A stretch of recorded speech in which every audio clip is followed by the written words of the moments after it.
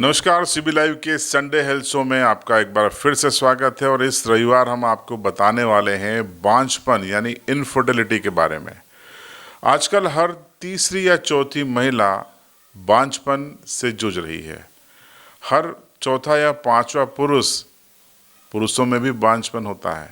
क्या आपने सुना है? एक नैरेटिव सा सेट हो गया है कि बांझपन यानी महिला, लेकिन ये गलत है। 50% महिला तो 50% पुरुषों में भी बांझपन होता है, जिसे इनफर्टिलिटी कहते हैं, जिससे बच्चे होने में दिक्कत आती है।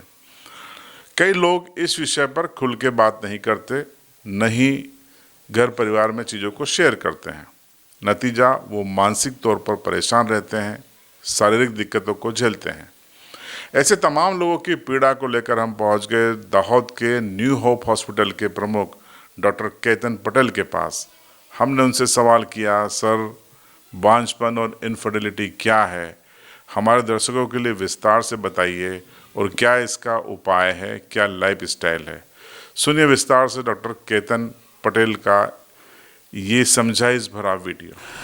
देखिए, बांझपन का मतलब ये है कि पति पत्नी साथ में रहते हैं और कंटिन्यूस लगातार 1 साल तक साथ में रहते हैं, उसके बाद भी अगर गर्भधारण नहीं हो रहा है और उसमें दिक्कत आ रही है तो उसको बांझपन बोलते हैं या तो इनफर्टिलिटी बोलते हैं। ठीक है, अब ये 1 साल तक साथ में रहना जरूरी है। कई बार क्या होता है कि 4 महीने 6 महीने हुए शादी के और घर वालों का, सोसाइटी का प्रेशर की वजह से लोग उसकी ट्रीटमेंट करने का सोचते हैं, या तो हॉस्पिटल में जाते हैं कि क्या कोई दिक्कत तो नहीं है। लेकिन सबसे पहले चीज ये है कि 1 साल तक साथ में रहना चाहिए। एक नॉर्मल टाइम लिमिट है जो अलाउ करना चाहिए, क्योंकि हर मंथ प्रेगनेंसी ठहरने के जो चांस है वो 10 से 15% चांस रहते हैं। तो कम से कम 1 साल तक साथ में रहते हैं, उसके बाद भी नहीं होता है तो उसको बोलते हैं बांझपन। अब देखिए, बांझपन में उसके कारण हम देखें तो नॉर्मली हमारी सोसाइटी में ऐसा माना जाता है, या तो लोगों का एक बिलीफ है, लोग मानते हैं कि ये प्रॉब्लम सिर्फ लेडीज का है या तो स्त्री का है, लेकिन ऐसा नहीं है। बांझपन के जो केस हम देखते हैं उसमें 50% केस में, मतलब आधे केस में पुरुष में या तो कोई दिक्कत होती है, हस्बैंड में प्रॉब्लम होती है, या 50% केस में लेडीज में प्रॉब्लम होती है। अब गर्भधारण के लिए 2 चीजें आवश्यक है। एक तो स्त्री बीज, जिसको ओवम बोलते हैं, अंडा बोलते हैं, वो होना चाहिए, अच्छी क्वांटिटी में, क्वालिटी में होना चाहिए। और दूसरे, पुरुष का जो शुक्राणु होते हैं वो सही मात्रा में, सही क्वालिटी में होने चाहिए, और दोनों का सही टाइम पे मिलन होना चाहिए। अगर इस कोई भी प्रोसेस में कोई भी दिक्कत है तो वो गर्भधारण में रुकावट आती है और उसको इनफर्टिलिटी के रूप में लिया जाता है। अब इसके कारण देखिए, पुरुष में कारण एक तो शुक्राणु कम हो, या तो शुक्राणु हो ही नहीं, 0%। कई बार ऐसा होता है कि जो शुक्राणु को जो वहन करती है वो नली में कहीं ब्लॉकेज हो, या तो बचपन में कुछ ट्रॉमा हुआ हो, कुछ लग गया हो, उसकी वजह से जो टेस्टिस, जहाँ से स्पर्म बनते हैं, शुक्राणु बनते हैं, उसको डैमेज हो गया हो। ऐसे बहुत सारे केसेस होते हैं कि जिसमें परमानेंट डैमेज हो जाता है। तो ऐसे केस में शुक्राणु नहीं होते, नील होते, तो उसमें इनफर्टिलिटी होती है। ऐसे ही लेडीज में कई बार अंडों में प्रॉब्लम आती है, अंडे वहन करती जो नलियां होती है उसमें कई बार प्रॉब्लम होती है, या तो फिर बच्चादानी में प्रॉब्लम होती है। तो ये सारी चीजें होती है। सबको इन्वेस्टिगेशन, मतलब एक एक तरीके से हम पता करते हैं कि प्रॉब्लम कहाँ है।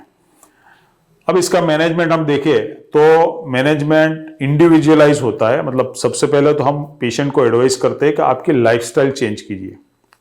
लाइफस्टाइल में क्या चेंज कर सकते हैं? देखिए, स्ट्रेस एक सबसे बड़ा फैक्टर है, जो स्ट्रेस की वजह से या तो मेल में भी, पुरुष में भी दिक्कत आती है स्पर्म की क्वांटिटी क्वालिटी में, और फीमेल में भी प्रॉब्लम होते हैं। तो स्ट्रेस कम कीजिए। आपकी जो लाइफस्टाइल है, लाइफस्टाइल में क्या कर सकते हैं आप?